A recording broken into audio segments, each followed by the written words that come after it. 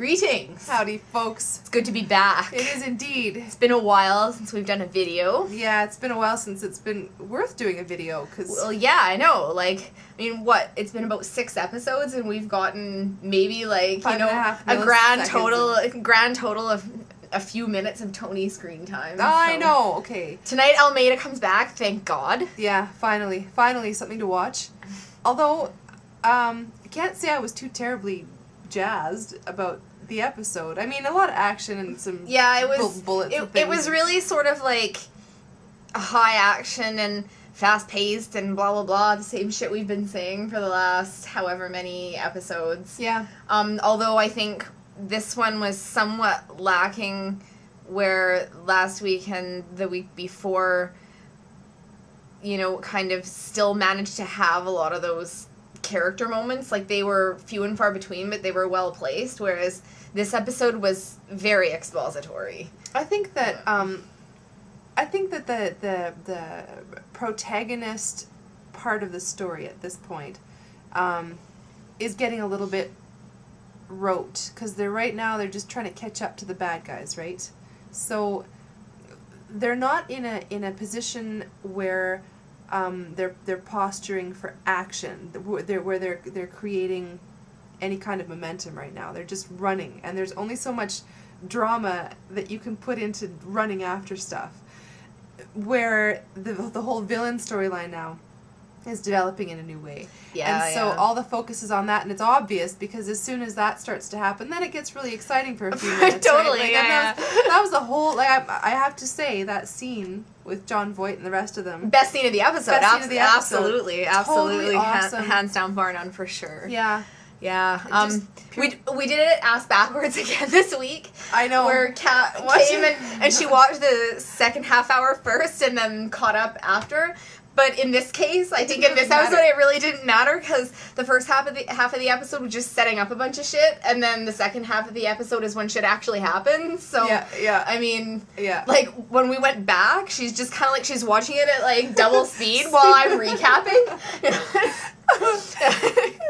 We don't have time. Gotta go. La da da da da. Yeah. Yeah. I don't know. A lot of cliches I felt this episode. Especially Jack cliches. Yeah. Because when you were watching it double time, you're going, yeah, okay, blah blah blah, Jack, da da da. Yeah. And then you were like, okay, and so Jack and Tony are doing this, and then Tony gives Jack the look, and not 5 milliseconds later, Tony gives Jack the look. The scene where the security guard is like, you know, gonna go out and talk to the terrorists and what have you, and then, you know, he's like, oh, you guys got my back, and Jack's like, oh yeah, of course we do. and then the guy's like, Tony, promise, and then Jack looks deep into the guy's eyes. I promise. and then he looks at Tony, and Tony just shoots him a look like, okay. Yeah. I love it. And then it was funny. And then so Kat's watching it double time, and so this is what I'm saying, and then it, like, cut to Tony, the look. That's just so perfect. And then that bit where Jack jumps on the truck and does this whole Terminator little routine there, and I'm like, yeah, totally, like, when Jack Jack's jumps on the semi and then opens the door and grabs the guy and just throws him out of the semi. Like, I know that Jack's on the roof, right? And then you see the guy in the cab, and I'm like, okay, now Jack's fist is gonna come shooting. Boom! Right through the window. And Kat and I both just burst out laughing. That was good. A couple of highlight scenes, I think, this episode was obviously the Jon Voight one that you mentioned, that happened in the first, like, 10 or 15 minutes. Oh, and then Olivia. And it was a really super long scene, too, because it was like, it started off with, you know, him and his right-hand man, and then they went into the board meeting, and then he went out with that other guy, and it was just, like, this really long, continuous thing, but it was, like, super riveting the whole time. Well, it really was, because at the beginning you get this idea that Jon Voight's character, what's his name again? I'm sorry. Jonas Hodges. Jonas, that's right. His name is Jonas.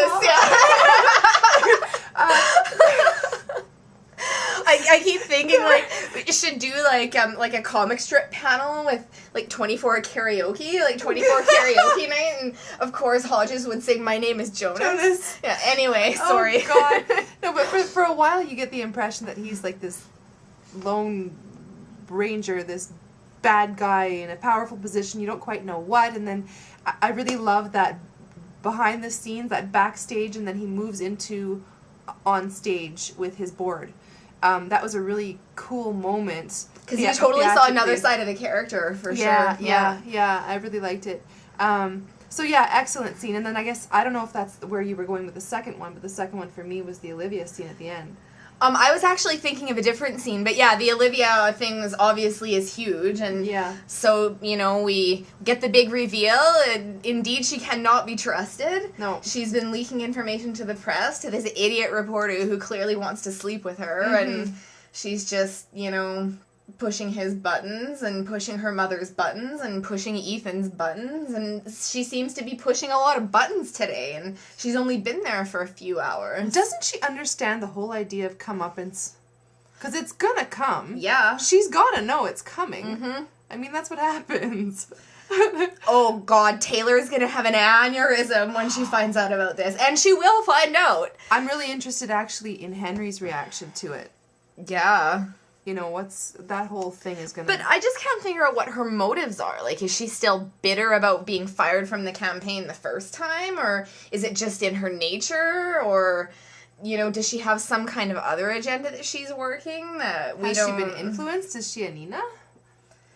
I don't think she would... think so. I don't think she would be a Nina type figure. I mean, not the daughter of the president. It's her own misguided ambition. Well, I'm not gonna peg it quite yet. I think that could be part of it for sure. Like, but I don't know. I'm just kind of curious about her motives. Like whether it's kind of like a Sherry thing where Sherry had this sort of very twisted idea, but still almost like she felt like she was doing what was best for David, right? And even though her perspective was completely fucked up, she still had the courage of her convictions behind what she was doing. And which pushed her even further. So I'm wondering if that's kind of what's going on here, or if she's just manipulative and she's, you know, if she's just trying to...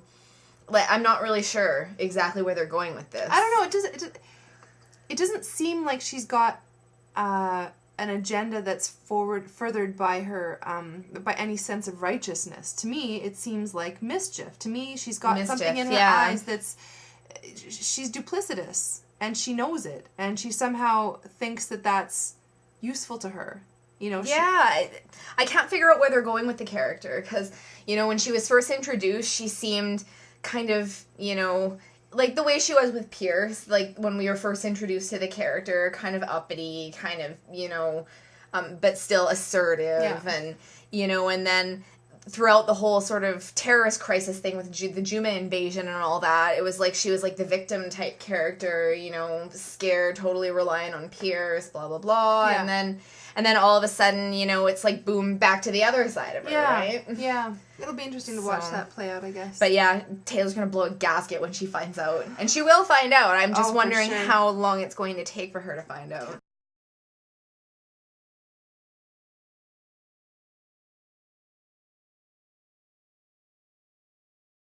I'm excited to see Cherry Jones's portrayal of that, because she's been really great at that exhaustion, that internal exhaustion and bewilderment, and but she's steely, right? She's able to separate herself from her personal tragedies for the most part. You know, find that hard line. And it'll be interesting to see that come out again, as I'm sure it will. Yeah, I think she is the master of mixed emotions. Like, she can play two totally different, like, completely juxtaposed emotion at exactly the same time. You know, and do so much with, like, the dialogue and stuff that she's given. I mean, I was saying to you before that, you know, she could be in contention for a possible Emmy nod for this season. Yeah, I think you're probably not far off there. No. It could go either way, you know, but... I don't know why I'm thinking of this now, but okay, so Jack and Tony are on the run, and Tony says, why don't we call the authorities? And Jack says, because we're fugitives and nobody will believe us. No shit, really? Are you kidding? Have you been watching the same show I've been watching? That whole little bit just seemed a little ridiculous to me. And that's there was kind of no good Jack-Tony scenes this episode. I'm so frustrated because, like, we waited so long for them to finally get back together, like, after they parted ways in episode 7, you know, where Jack goes to the White House and Tony goes off to do his thing, and then they meet again for, like, 5 minutes on the steps of the steps of the Capitol building. Yeah. And then they, you know, go to the White House to deal with this attack thing, whatever, and then they're separated for another several hours, then they come back together for one episode, then boom, they're separated again. It's so friggin' annoying. I was joking to Cash that they ought to be wearing those little blue harness things with the leash on it, just to keeping hold of each other or something like that. Holy ton, yeah, I don't know. It's so ridiculous. Like, all I want is some good brotherhood scenes. And, you know, and this episode was strictly business. Do you know what? I think that's all going to happen when Kim finally shows up later. I think, I don't know, I'm just projecting right now. Hard to say, like... Right now, literally, everything that they're doing is plot. There's not much they can do. I mean, all of the meat before came from when Tony was explaining backstory. And all backstory is emotion, it's all inner, it's... For sure, yeah. You know, and that's where all that juice lies. And there's stuff that he has to reveal to Jack, and Jack gets to respond to it. And so that's where, you know, it gets meaty. Now it's just like the two of them are on the same page. They're moving forward at the same speed. And what is there, right? There was only one good Jack-Tony scene tonight. It was super, super short. But, like, it was the part where, you know, the two of them are watching the security guard open the gate and all that, and then Tony says to Jack that, you know, he was dead the minute he walked out the door. You know, we both know that. Yeah. And then Jack's kind of like, I don't know, and then at the end, of course, Jack does the irresponsible move and decides to take out the take out the bad guy. Why does his conscience bother him now with this completely ridiculous little guard character? Like, I don't know. I guess maybe it was the speech the guard gave about, you know, the reason why he did it and the reason why he took the money and all that was because of, you know, how bad him and his wife wanted to have a family. I think that kind of got to Jack, but it's just like, oh, boo-hoo fucking who. Like, who's the one who, like, a couple hours ago was just, like, ranting at Renee Walker about how, you know, everything they did was right and necessary, and, you know, like, sometimes there's collateral damage, and if you don't like it, quit. And then the next thing you know, he's throwing the mission out the window while Tony's going, like, dude, what are you doing? Like, follow your own rules here, buddy. Yeah, I know. That was a priceless little speech. But I knew as soon as, like, Tony gave the little spiel that Jack was, of course, going to, you know, throw reason out the window and you know, try to redeem himself for all of the sins he's committed so far today. Yeah, you know, a little bit cheesy. Pick a more central character, a more pivotal moment to do that in. Not some little red shirt guy that pops on screen for 5 seconds, you know, and we're supposed to feel attached because he's got a pregnant wife. Like, oh, boo. The kitchen, oh, honey, and the doctor. Yeah. I know. Shoot me now. I know, totally. So, I don't know, like... The other scene that stood out for me was the scene between Walker and Moss, when Moss kind of realizes from the computer files and some of the forensic evidence at the scene of the murder that, you know, maybe there's more to it, and so he calls Renee and he's begging her to help him, and, you know, he's like, well, you know, maybe I should have listened to you, and totally being all contrite and everything. But I liked it because I thought, you know, they've definitely set Moss up as a guy who wants to do the right thing, and sometimes his methods may be clumsy, and, you know, but, like, his heart is always in the right place, and, you know, if Bauer's innocent, he doesn't want him to see him take the fall just because of a personal vendetta. So, you know, I that scene stood out for me. I thought both actors played it really well, and you know, it was kind of funny watching Renee, like, you know, on the phone, and Larry's like begging her to trust him, and he's like, come on, talk to me, and she paused, and finally she answers. Yeah, totally.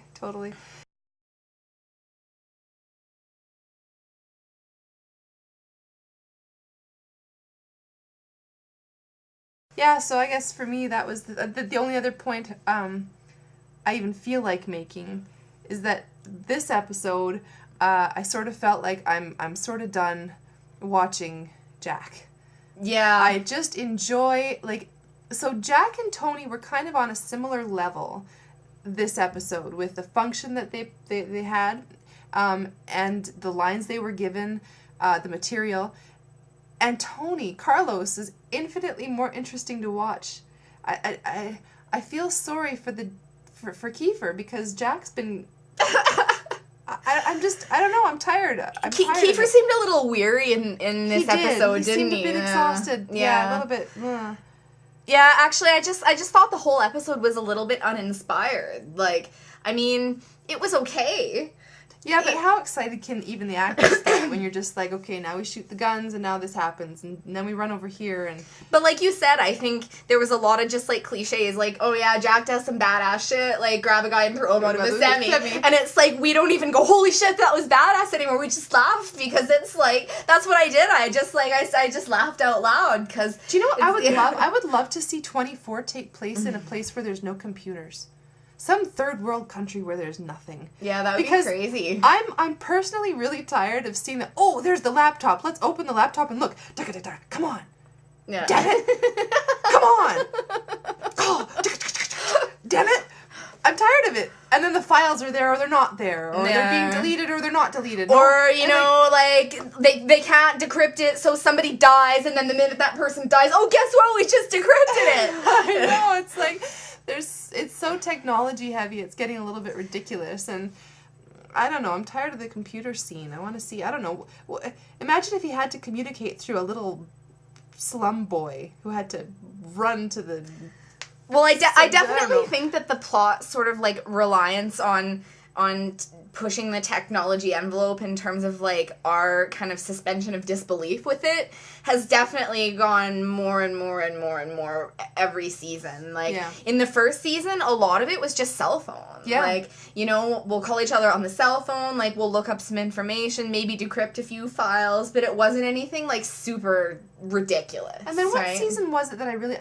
4 or 5 where they started to zip schematics over to their Blackberries and stuff. Yeah, well, I think they've kind of always done that. Like, I think they've done it in season 3. Did they? And I think even, like, you know, in season 2 even they would send, like, satellite coverage and satellite imagery and stuff to people's cell phones and people's PDAs. And, I mean, that's not really that unrealistic. Like, no, it's not. It's not. You know, no. I think what's unrealistic is kind of like, oh yeah, well, you know, we get this information and like, oops, oh yeah, that's awesome. We totally automatically have the software to decrypt it no matter what. Yeah. And, you know, it's like the lead always pans out and it's just kind of like, I think it's a function of kind of a faster pace in general, like to the plots, making them bigger. Yeah. You know? Yeah.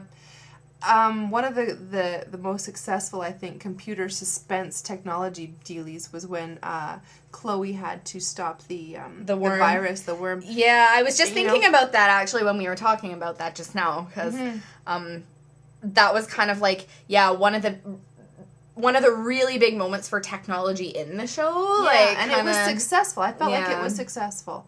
But since then, it's just a plot device, and it's a little tedious now. You know. I don't know. Yeah, I guess, like, this episode was totally, like, all plot. So let's just wait for next week. Yeah, it had some good moments, like, but we covered them, and, you know, I'm into Hodges. Hodges is a really good villain. I love him. Me too. I was really excited by him, and I was sitting back thinking, well, thank God we got this guy. John Voight has an incredible presence. Like, every scene he's in, he steals the show. He's magnetic. You know, the whole screen seems to just focus in on him, and there's all this silence all around him. It's just him. Very, very heavy on camera. Got a lot of weight and presence, like you say, a lot of gravity. Oh yeah, Tony's been taken hostage again. So he's tied up and gagged again. Yay! Yay for the second time! But I don't think these guys are gonna get him to take his shirt off, unlike Mandy. Gosh darn it. Darn it. Because of all of the seasons, this is the one I want to see him shirt. Totally, with like the whole dark Tony short hair, you know, like soul patch plus happening. Like, come on, give me no shirt. But no, I don't know. I don't know. I'm pretty much done. I'll wait for next week and hope that it gives us some more meat. Yeah. And I think it has the potential because we got some more bad guy action coming that's going to be... Oh yeah, and Jack's been exposed to whatever this thing is, but I'm sure that maybe they're going to take it in a direction where they're going to look for a cure for what's wrong, or maybe his exposure is not going to be enough to kill him. Who knows? But He's totally pulling a Mason. Yeah, that was a Mason moment for sure. Just the head in the hands. Oh shit, man! Fuck. Yeah. Anyway, yeah, I guess we're done. All right. Well, you guys have a good one tonight, or tomorrow, or today, or whatever. I don't even know. God, I'm to sleep. We both do. Okay. Almeida be with you. Almeida be with you guys.